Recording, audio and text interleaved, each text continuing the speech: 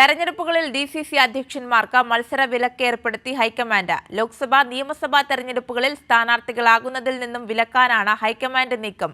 അഹമ്മദാബാദിൽ ചേരുന്ന AICയുടെ പ്രത്യേക സമ്മേളനത്തിൽ അന്തിമ തീരുമാനമെടുക്കും.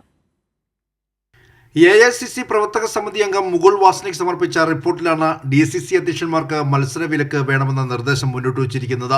ലോക്സഭാ, നിയമസഭാ തെരഞ്ഞെടുപ്പുകളിൽ സ്ഥാനാർത്ഥികളാക്കുന്നതെന്നും വിലക്കാനാണ് ഹൈക്കമാൻഡ് തീരുമാനം. DCC അധ്യക്ഷന്മാരുടെ ചുമതല വിശദീകരിക്കുന്ന റിപ്പോർട്ടിൽ നിയമസഭാ കൗൺസിൽ, ബോർഡുകൾ, കോർപ്പറേഷൻ എന്നിവയിൽ അംഗങ്ങളാകുന്നതിൽ തടസ്സമില്ല. രാജ്യസഭയിലേക്ക് DCC അധ്യക്ഷന്മാർക്ക് മുൻഗണന നൽകും. നിലവിൽ ഹൈക്കമാൻഡാണ് DCC അധ്യക്ഷന്മാരെ തീരുമാനിക്കുന്നത്. ഈ രീതിയിൽ മാറ്റം വരുത്തണമെന്നും റിപ്പോർട്ടിൽ നിർദ്ദേശമുണ്ട്.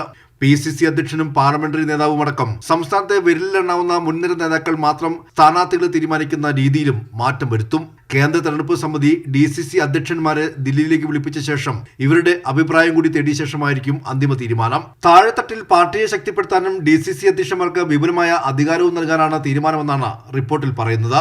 എന്നാൽ അധികാരത്തിന് വേണ്ടി തമ്മിലടിക്കുന്ന സംസ്ഥാന കോൺഗ്രസിൽ ഇത് കൂടുതൽ പൊട്ടിത്തെറിയിലേക്ക് നീങ്ങുമെന്ന കാര്യത്തിൽ സംശയമില്ല. കോൺഗ്രസ് ഭരണഘടനയിൽ മാറ്റം വരുത്തേണ്ട മുകുൾ വാസ്നിക് കമ്മിറ്റിയുടെ റിപ്പോർട്ട് അടുത്ത മാസം 8, 9 തീയതികളിൽ അഹമ്മദാബാദിൽ ചേരുന്ന യോഗത്തിൽ പാസാക്കാനാണ് നീക്കം. കൈരളി ന്യൂസ്, ദില്ലി.